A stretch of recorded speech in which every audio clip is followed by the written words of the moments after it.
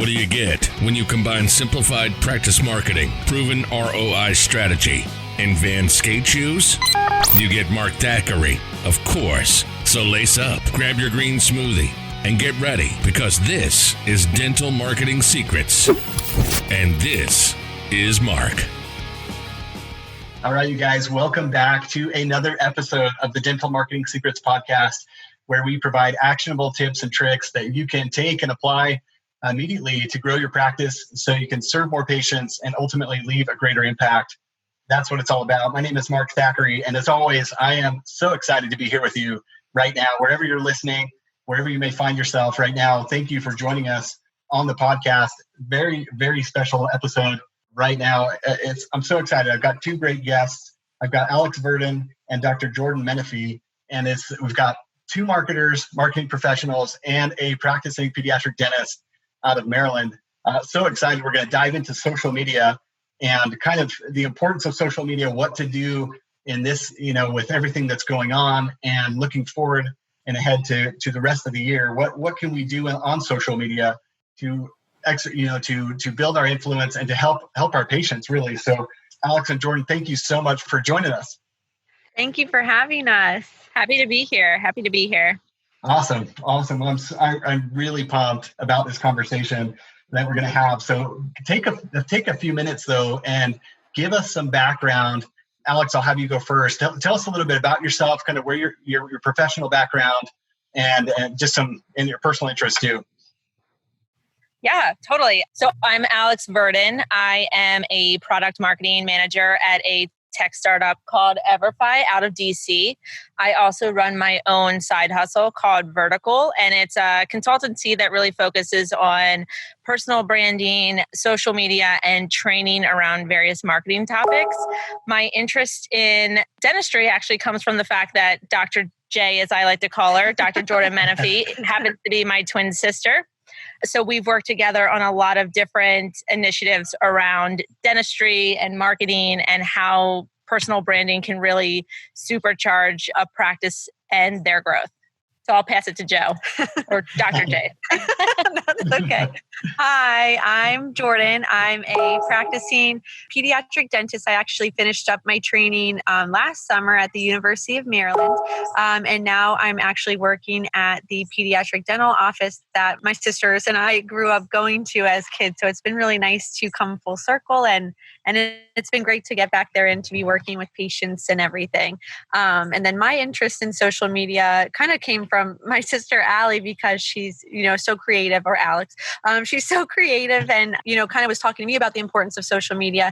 And that led me kind of to Instagram and other things of that nature. So I've always had an interest in it, and it's been helpful to have my twin sister be a marketer and be able to bounce ideas off of her and things like that. Seriously, that is like a super secret weapon right there in your back pocket. I love that. And, I see a lot of that with my family too. I'm one of six siblings, or one of seven kids. Actually, I've got six siblings. And a lot of times, I'll get together with some of my brothers and we'll just brainstorm and strategize and collaborate. It's so cool to have someone to be able to go to like that. That's awesome. That's awesome. Well, let's dive into this. Like I said, I am just so eager to get into this, just because, it's great to have these perspectives from, inside the practice to outside the practice, and I think this will really help a lot of our listeners get a better handle on social media. So let's start with kind of providing some context on social media. What's going on right now in social media? What are some things and then we'll kind of migrate into what are some things that we really ought to be doing as a practice to help our patients and to connect with our patients. But start there. You just give us some background on, what is social media like right now in 2020? Yeah, this is Alex. Happy to jump in. My day-to-day is in a public health space. And right now, from March forward, we've dealt with COVID and then the recent violence against African Americans. So there's so much swirling around on social, and it's moving at such a quick pace. I think one of the best things for healthcare professionals right now, and dentistry for sure, is to be explaining this moment in time from a medical perspective or a dental perspective, how people can come back to a practice and why it's safe to go back to your dentist and why you should be going back and not waiting for care.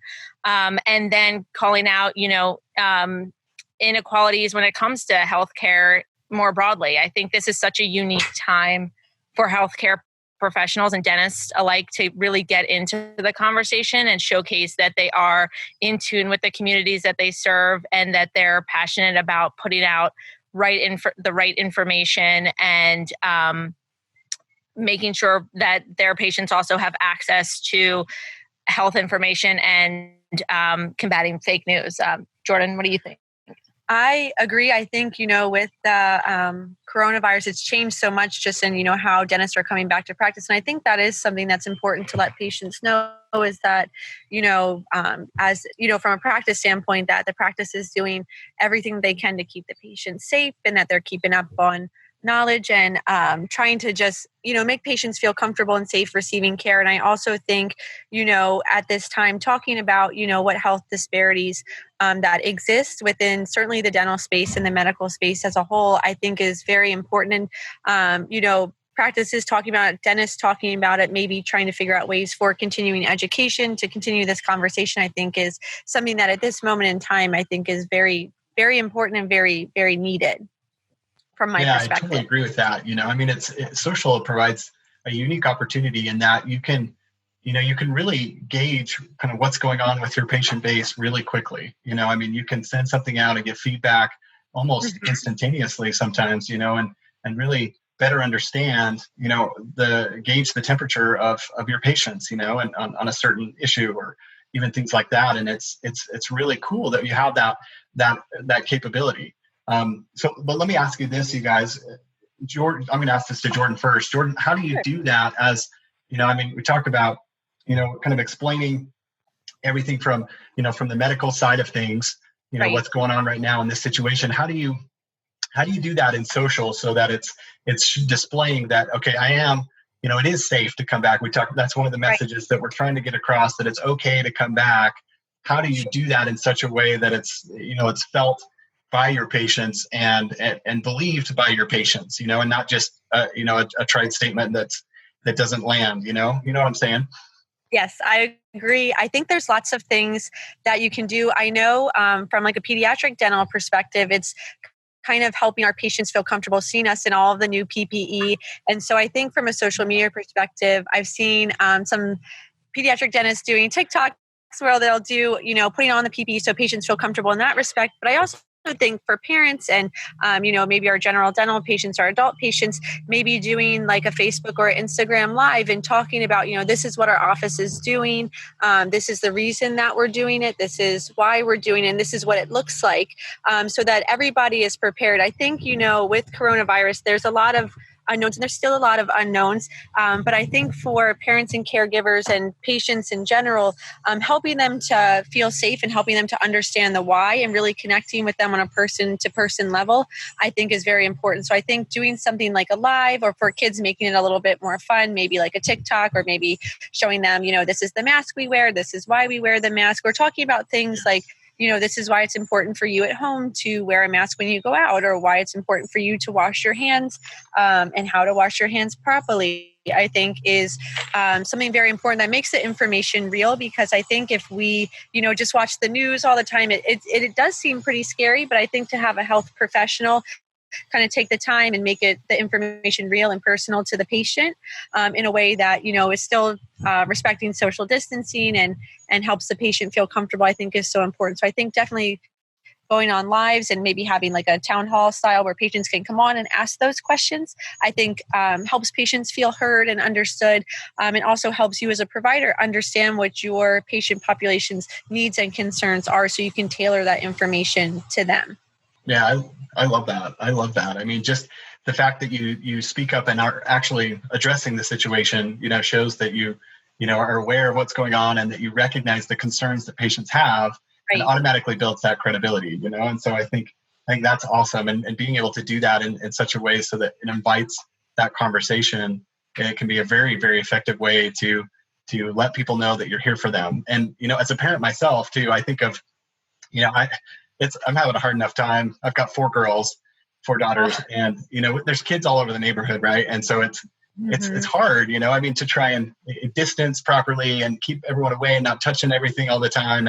But to have someone else besides me, someone that an authority figure, especially, their dentist, come out and say, this is really important that you do this. And here's why. It adds to my credibility as a parent. And hopefully, they might listen to you more than they might listen to me. But that's also my hope as well. So, Alex, would you add anything to that, kind of from the consumer perspective, how important is that to kind of show up and start addressing these things? It's because there's a lot of practices that I feel like have just kind of stayed silent. They're not really sure what to do, so they just keep quiet. Yeah, I think it's twofold. There has been, and I was discussing this with another marketer the other day, there's been no time like this now where people have been so vocal on social channels that you can really get a pulse check on the community that you serve.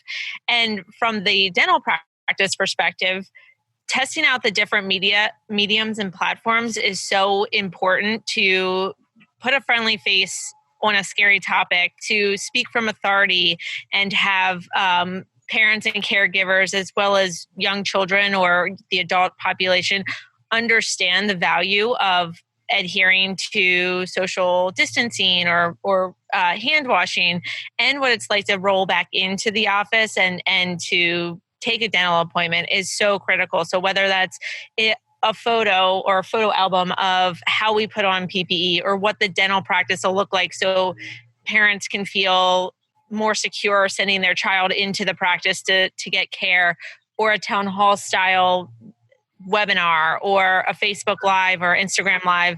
It's so important to find and test right now what is going to work in order to share out that information in a real-time way that is shareable digitally, that somebody could, send an Instagram link to their friend through text or email or direct message, and amplify from a population level what healthcare practitioners, dentists, other medical professionals are saying. Right. Oh, 100%. 100%. And that's just so important right now. And I love what you said too, Alex, about just having this be almost a laboratory of sorts where you can test out different things. And that's actually one of the things I absolutely love about social, is that you have this really incubator where you can try out different things just to see what's resonating with your audience, and see what really is at the forefront of their minds right now, and what topics are really hot for them and what things aren't, and so you can tailor that to them specifically. I think you both touched on that actually earlier. So that's a very, very powerful tool of social right now. Let's kind of switch gears a little bit and talk about, for those that haven't yet decided to be on social. Okay, we'll take a few minutes and just talk about the importance of being present, being found on social media right now. So Alex, let's start with you. Why is it important to be on social media? Yeah, I think the number one reason is conversations are happening about you as a dentist or your practice in the digital landscape, whether you're there or not. A lot of people look at reviews and what their friends are saying about a particular practice or a particular dentist. So if you're not there to provide context around reviews or statements about your practice, then you're missing out on a chance to either engage with a potential client or patient, or you're, not combating maybe a negative review or showcasing a positive review. You're just missing out on your chance to kind of create your own narrative around your practice or you as a dental professional. Mm-hmm. Yes, 100%. And Jordan, would you add to that at all? Yeah.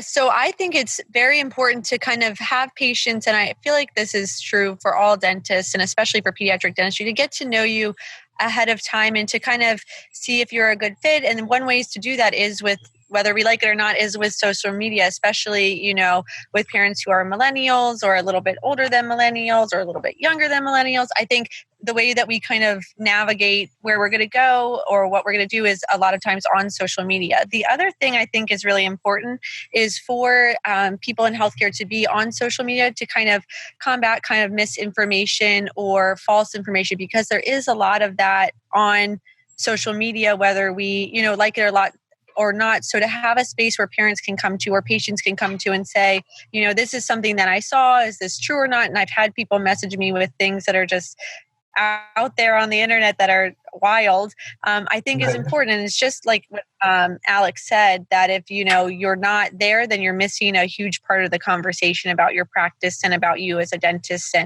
And so I think it's important to be on there to be part of that. Yeah, 100%. And that's, just you talk about the inaccurate information out there that's swirling around the internet at all times, every day. And so just that alone, but I love, like you both touched on, just the opportunity, really to be able to provide context. I love how you said that, Alex, just to a given conversation that's being had about your practice, and showing up and because that's, it's changed the way, really people search for, a health professional or even another type of industry, where they want to make sure that you can provide the service that they're looking for, but that really they're diving deeper than that now, where you check on social media, they check the reviews, not only to see if they're good, but also to see how you interact with your client base or with your patient base. They want to make sure that they're actually having, it's more about the relationship than anything else. I feel like nowadays it's kind of evolved to take into consideration the relationship that a given company or practice has with its patient or consumer base. So it's really interesting how that's kind of evolved. Let's talk about too. I love how you guys in your brand and social media guide, you talk about the musts of social media. And this is a question I get a lot. Is okay, what I know I need to be on Facebook, or I know I need to be on Instagram, but once they get there, they don't really know what to do after that. So right. Let's dive into some of your social media musts for 2020. And Alex, why don't you start with just one that comes to your mind? You've listed several in your guide. Is there one that stands out to you above the others? I think it's a two-prong. So the community building, I think, is absolutely critical during this time, and getting personal. And I think the community building, as you're cultivating a practice, you want to bring in new patients. You want word of mouth marketing to help you out and give you that lift. And one of the ways to do that is to build a community in the digital space where you can showcase what you know, different things about the practice, who you are as a person. And the other component to that is getting personal. Sometimes people think of doctors as stiff or, a little square, but showing your personality, maybe doing like a cooking thing, or Jordan will sometimes post pictures like of us growing up to showcase different components of what she wants to talk about different dental topics. So I think that kind of stuff is really great, and kind of goes back to what Jordan was saying of breaking down the guard around a dentist or a dental practice to make somebody feel like even before they walk through the door that they have a good sense of who the dentist is that'll be taking care of their child or of them, and what the practice is like, and what sort of personality the practice has. Yeah. I love that. Jordan, do you have an example that you would want to share about, getting a little personal with your social media posts? Sure. So on my Instagrams, I'll talk about two examples. One, the practice page, and then one, my personal page is Small Teeth, Big World. During the quarantine, I would get on there and live read children's books, just for something to do. And I feel like that helps show your personality, but also, who I want to talk to and who I want to interact with are caregivers and parents. And so to have an activity like that shows, talking about the kids and talking about, reading the books and having something to do, I feel like kind of humanizes me. Like I'm not just there to talk about teeth. Like I care about your child as a person. and want to make sure that they're, doing well and they have something to do, and maybe listen to a fun children's book. And then on our practice page, I feel like the posts that do really well are the ones that talk about, our assistants or our front desk staff or our doctors, and just kind of sharing information about them. I feel like, people who come to the practice or want to know about the practice, they want to know, of course, if we can do, the dental work well, but I think more importantly, like you were saying, they want to know what's the culture of the practice like. Do they all like each other? Is it kind of a family style environment? How do they all get along? And I think that's really, really important to people as well, because they want to be in a friendly environment where you're kind of welcomed in, and it's kind of like a family type atmosphere where we all know about each other and we all know about you, and we're excited to have you there. So I think definitely I would say the most important things are community building and getting personal. I think before you do anything else, that's kind of what you want to think about. Yes. And it's such a, I feel like the dental industry in particular is so, Alex was talking a little bit about it. I don't know if she was poking fun at you, Jordan, or if this was to everyone else, but I'm just kidding.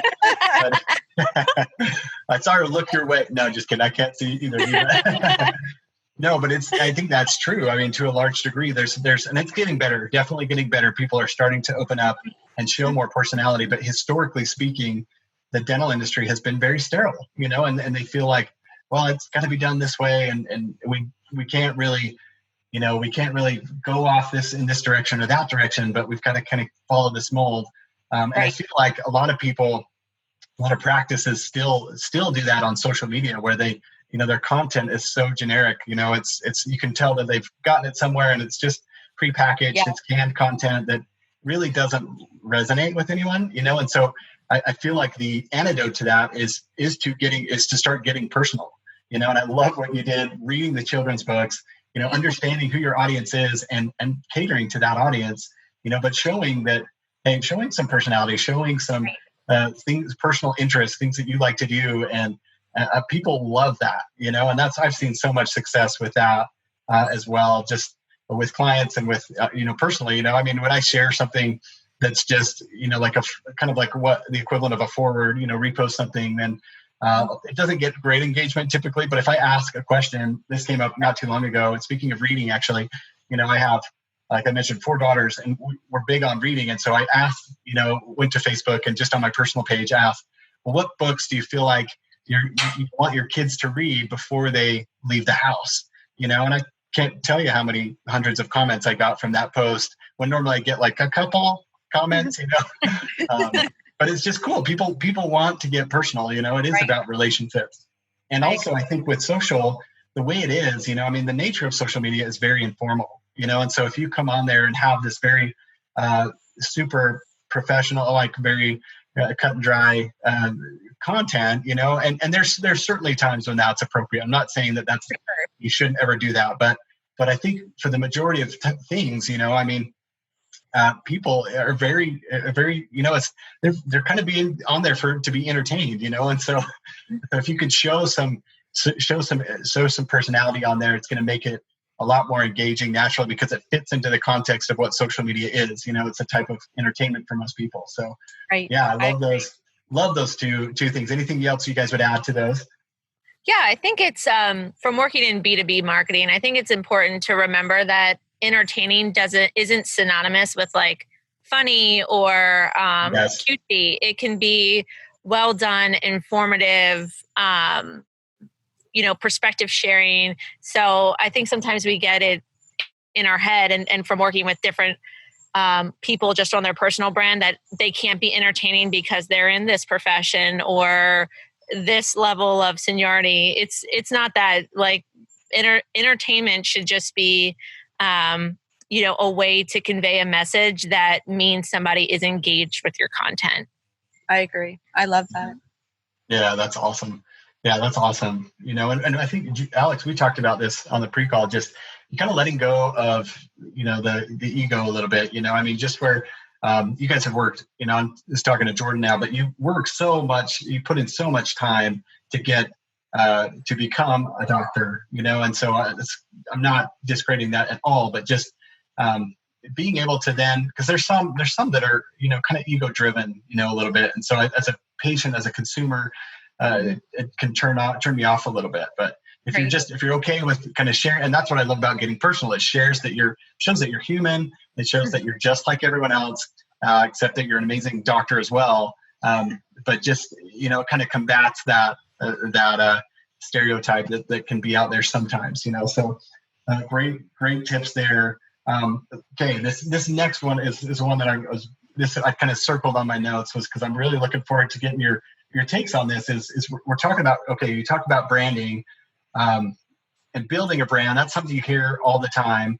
What is that? First off, how would you guys define a brand? And then secondly, we kind of had this conversation. What is personal brand versus a professional brand? And let's talk about both of those, if you don't mind. Either one can start. Whoever wants to go first. So I think a personal brand, you have your practice that you work at, and then you have you yourself. And I think both of those things are important. And Alex can probably speak more on this, but I think a personal brand is kind of that humanizing factor, whereas your practice brand is, how do you, as that human factor, doctor, so whoever, Dr. J in my example, fit in with the practice culture as a whole, and how does that professional brand work together? And I think to create a brand, you have to think about, who you are, and what kind of you and your practice stand for. And they may be very similar, or they may be a little bit different, and kind of how do those two things navigate together? What would you say, Alex?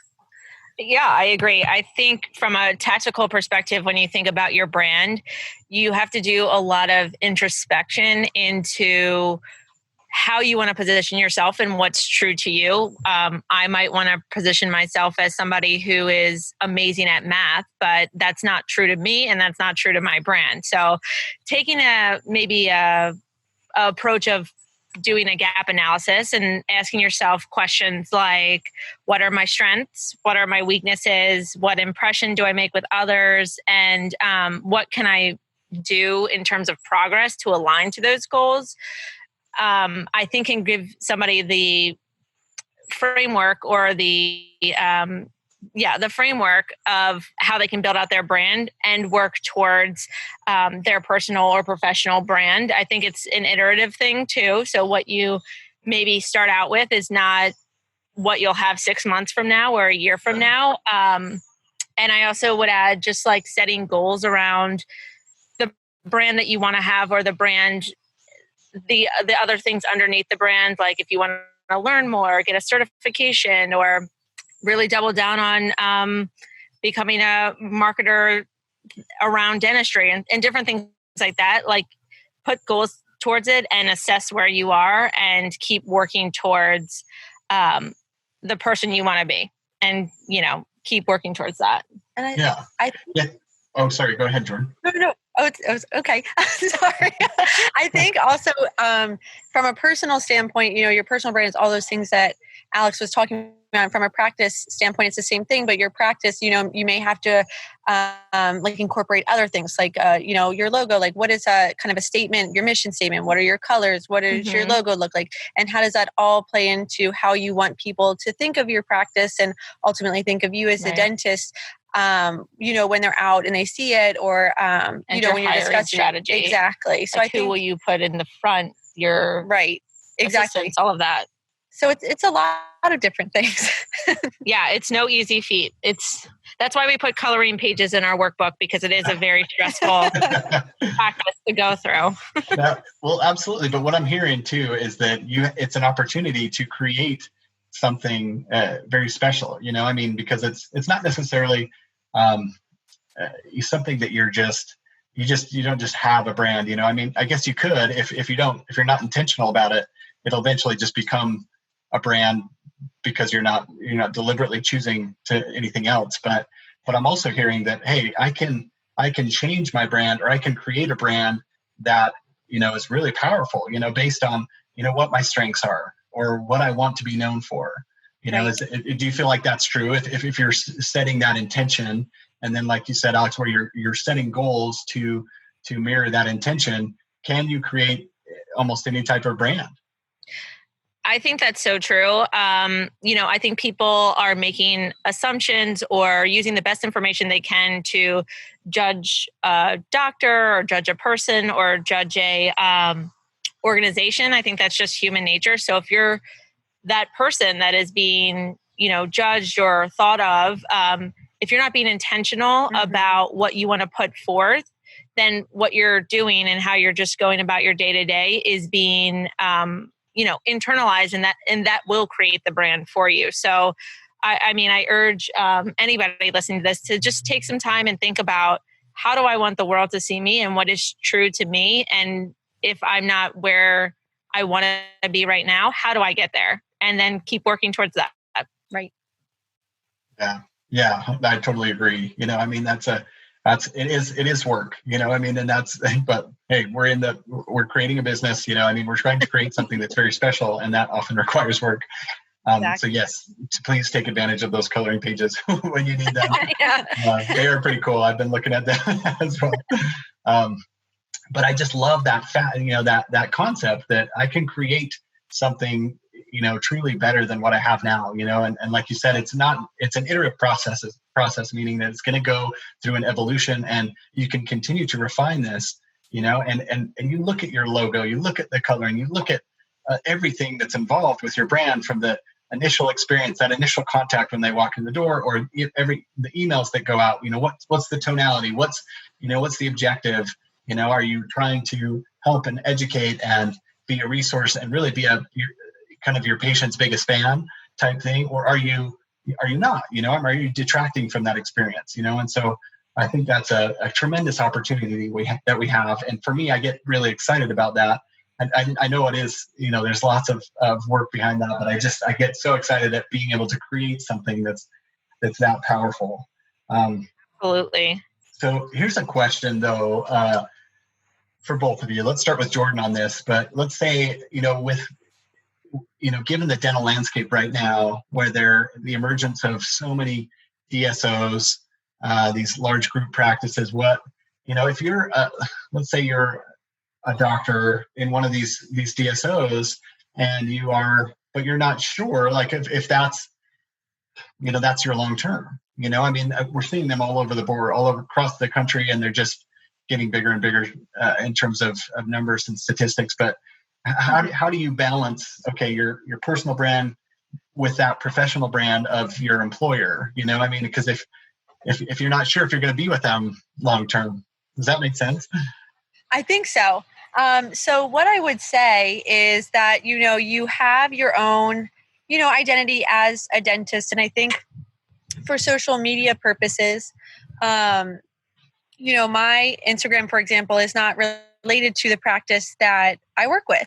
And that's just because, I'm interested in oral health education. So I just decided to branch out and just create something just because I was interested in it. And so I would say if, you work for these DSOs where maybe it's not, there's not like one, boss to it, it's a whole organization, maybe kind of thinking about your individual brand. And then if you're interested in staying in the DSO long-term, kind of to figure out how you can kind of get involved with the marketing or with the branding of that particular DSO and learning more about that aspect. But I would say it's okay for dentists to have their own, individual social media accounts if they're interested in kind of sharing information that way. There's a lot of dentists on Instagram and TikTok who do that, who have their doctor, so-and-so page, and they'll share cases and they'll kind of brand themselves through that. And they'll talk about maybe the practices that they work for. But at the end of the day, that's their own brand. So I would say from that perspective, that may be the way to go. I'm not as familiar with DSOs, but that would be kind of what I would say as a dentist. Yeah, Alex, what would you say about that? I agree. I think it's really interesting. I've seen an explosion really of dentists on Instagram really branding themselves and taking their thought leadership through cases, through product reviews and different things to a new level. And they do reference their practices sometimes. Most of the them are practice owners and some of them are dentists at smaller practices. But I think when you're at a DSO, that's sort of like being at any organization that's not medical. So you probably have a social policy that you need to adhere to. So check with that.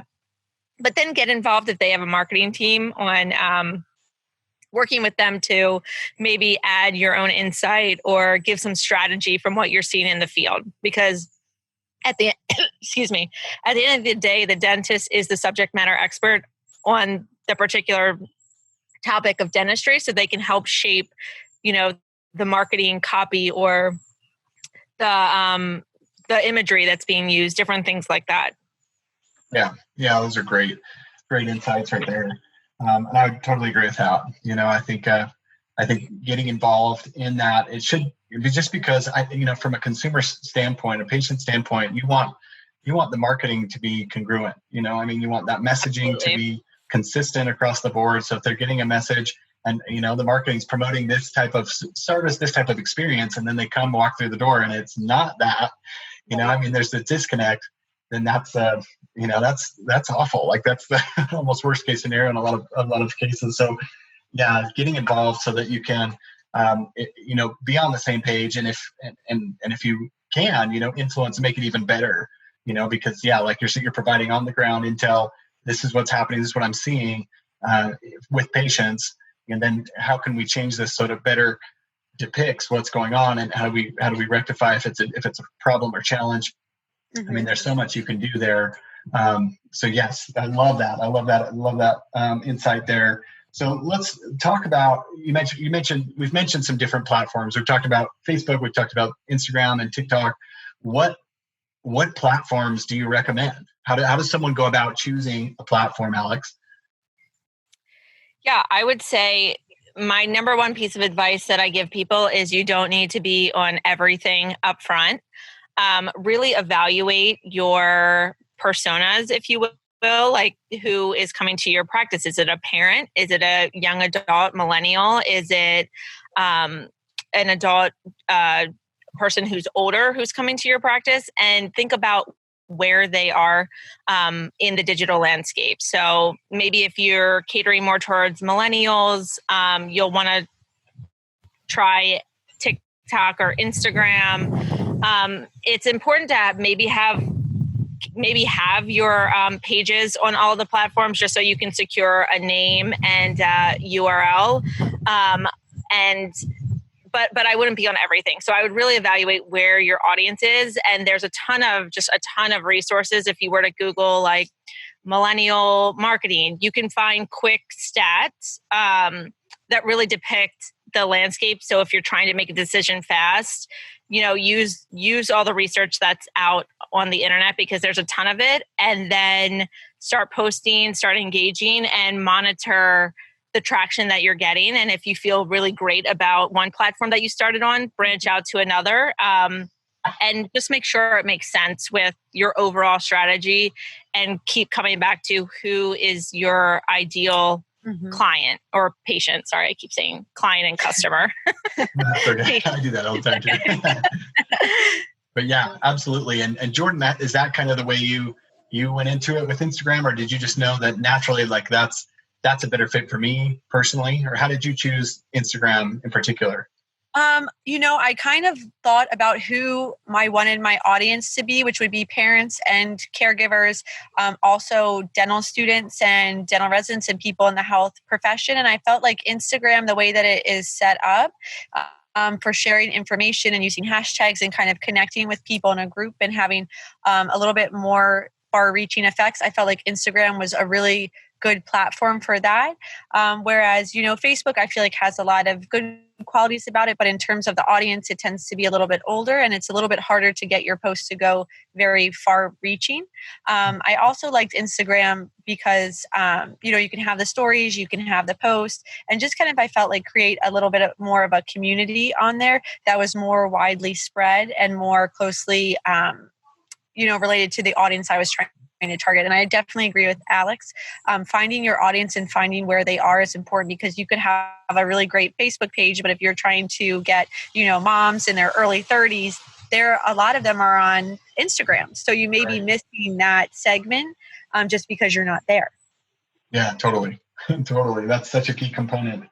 So now let's talk about, we get a lot of, uh, well, there's a lot of people that want to become an influencer on Instagram or, social media. How does that, talk to us? Because I know, Jordan, you do different things on there. Uh-huh. How does that happen? We get questions about this all the time. How do I become an influencer? And there's a lot of people that want to, whether or not they will is kind of up to them. But what, Right. yeah, how does that process? What does that look like? And what would you recommend for someone who wants to do more of that? So I would recommend a couple of things. The first thing would be to make original content. I see this a lot where people just pull images off of Google, or they'll take images off of another Instagram page. And I think Instagram really rewards you for having original content that's engaging. I would also recommend, pairing up with other people that you look up to that makes sense. Like, for example, something I did that was really great was I came on a live for a baby sleep consultant. So as a pediatric dentist, I went on her page and answered questions. And then I had a parenting coach on mine. So I think that collaboration kind of gets your page out there way more far reaching than even you could do. I think being intentional with like hashtags, like I will a lot of times do hashtag Maryland moms or hashtag Baltimore moms, because that's who I want to see my content, hopefully. And then I think being engaging, I think Instagram really rewards you when you interact with other people and you use their kind of platform, like using their Instagram stories or going live or doing a video. Instagram definitely rewards your engagement. And I think also it helps to create a community. So I have a bunch of pediatric dental friends on Instagram, and we all kind of, when someone puts up a post, if we like it, we'll share it.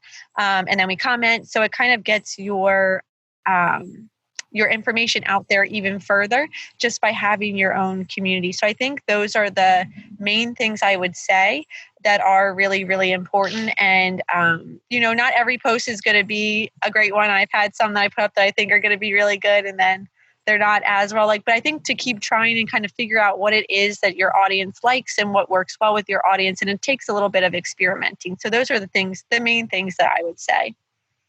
Yeah, and that's such a cool feature about social media, is that it provides that platform so that you can experiment very, inexpensively and for free for most people. Right. And also it gives you all those tools to see, the metrics behind it. You can run analyses and just see, okay, did this post, was it engaging? And they have all that built-in reporting for you. So it's at a click of a button. So yeah, and that's one thing too. And Alex, maybe talk about that for a second, just how, it's not just, hey, let's hope that this post works. I mean, it's not just this guessing game that maybe you're born with this art of social media posting prowess. I'm not sure, but yeah, it's really kind of it's just like anything else where you're putting out things intentionally and then testing. Is that accurate? Would you say, Alex? Yes. I tell clients that I've worked with that want to be, influencers, then my advice is you have to take it very seriously and treat it like a second job. You need to convert your personal account to a business account, so you have the analytics to monitor for posts, seed engagement, reach, have the option to run ads if you want to, or you have a new piece of content that you want to promote and amplify. And really digging into the analytics in terms of what time is the best for my audience to post, what types of content are most engaging, what formats, who is regularly engaging that seems like, a power engager with my content, and can I connect with them and see if we can work out a partnership, sort of like what Jordan said. The other thing I would, that I tell people is, there's a lot of smoke and mirrors in social. Quite frankly, people have engagement pods. People have loops that they're engaged with to get likes and engagement. And people run ads that maybe, someone looking at a site or a platform, someone's professional page is not aware of. So the best thing to do is take a look at your key performance indicators and track that month over month, week over week, however you decide to look at your analytics, and try to improve upon your own growth and engagement, and not try to compare yourself to somebody with Right. a ton more followers or a ton more engagement, because ultimately you probably as a pediatric dentist or a dental practice aren't using a lot of the, heavy social listening tools or social intel tools to understand what's going on some of those accounts. So that's another thing I try to instill. I know Jordan and I have talked about it when she sometimes sees other posts, or other accounts blowing up. It's just, you ultimately don't know that much about what's going on behind that account. So just improve upon your own KPIs. Yeah, I know. It's easy to get caught up in that and just see, oh man, you can see on the outside, what the kind of likes and the shares and all that stuff, but you just don't know, I mean, smoke and mirrors is a great way to put it. And I totally agree with that. So focus on what you can control, and that's the cool thing about it. Like anything with practice and with evaluation, it will get better, and it'll become easier, and because that's a challenge for a lot of practices as well. And a lot of people in general is that when they first get started, they might have a couple ideas, but after they hit those 2 or 3 ideas, it's, it kind of runs dry a little bit and they're forced to really think about, okay, what else can I post? And then, but like I mentioned, the more you do it, the easier it becomes, and the more you'll be able to connect with people, and you'll be comfortable doing a Facebook Live or an Instagram Live. That won't bother you after a while. But at first, it's kind of like, what do I say? And you're just you have like kind of these blank recorded posts because you don't know what to say. You're ready to turn it off. But it does get better, and I just can't.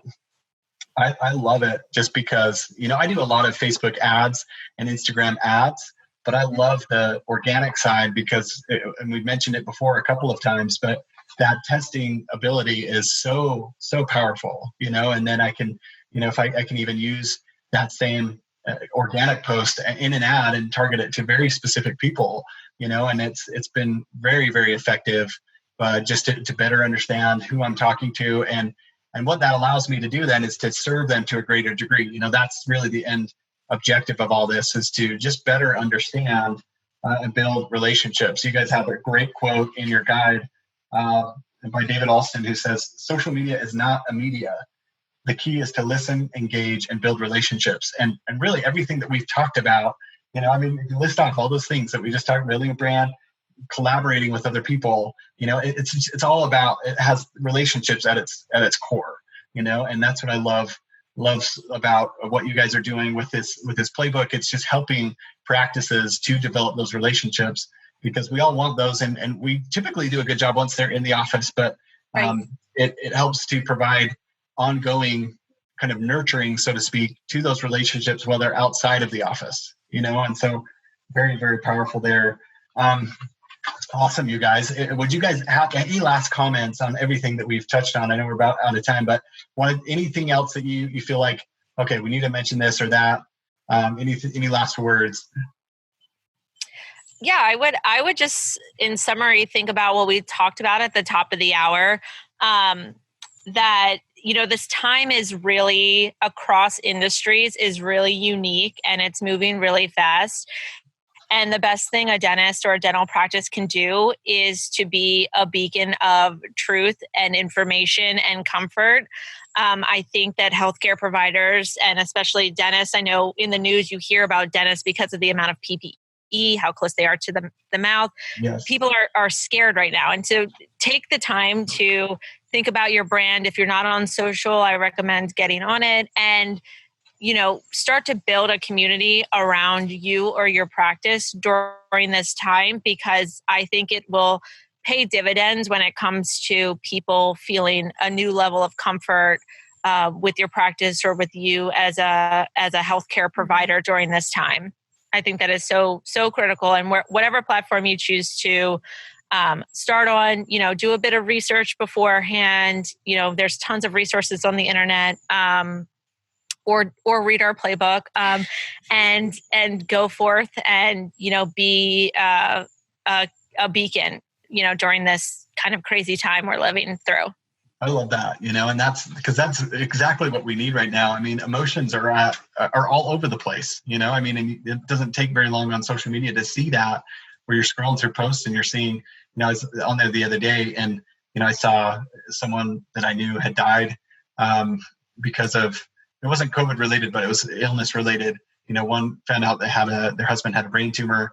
There was like a list of all these things, and it was after 5 minutes, I was like, oh my gosh, dude, my emotions started going all which way, they were all messed up because I'm seeing all these things, and it's kind of impressing on me.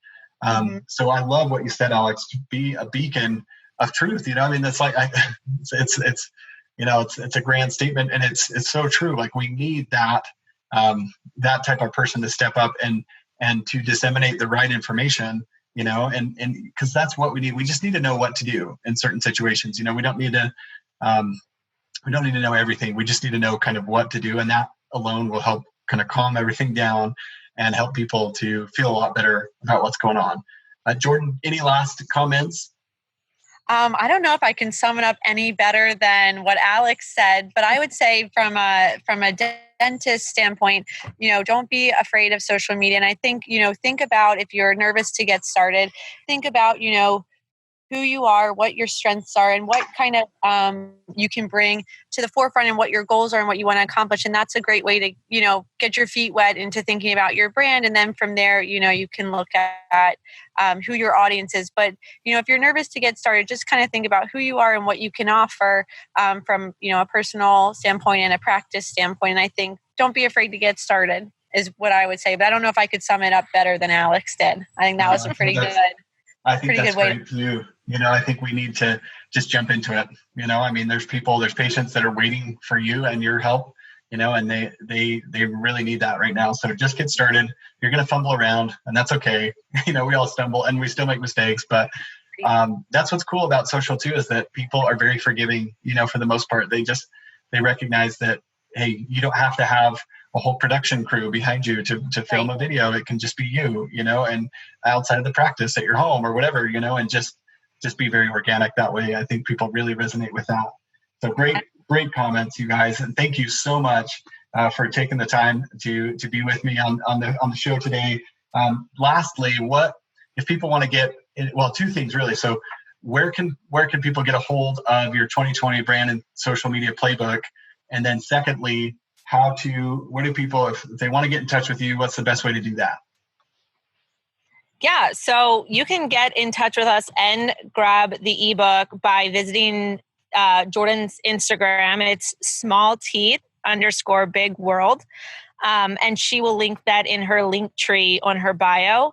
And I can be found, this is Alex, on LinkedIn. If you just type in Alex Virden, I will pop right up. So definitely head to smallteeth_big world on Instagram if you're interested in the ebook or connecting with both of us. Awesome. There you have it, you guys. Alex Virden and Dr. Virden Menefee have joined us today. Thank you so much again, you guys, for all your insights and for offering this awesome resource. I've been through it several times, and coloring pages and all, you guys. There's just no better way to get going on social than by following this. So thank you for that. And we'll have to have you guys back on in the show in the future. But thanks for your time, you guys. Really appreciate it. So much. Absolutely. Thank you. It was fun. Thanks. Okay, we'll see you. Bye. Did you enjoy this episode of the Dental Marketing Secrets Podcast? Head on over to iTunes to subscribe, rate, and leave a review. And for more proven marketing strategies to grow your practice, visit practicerocket.net.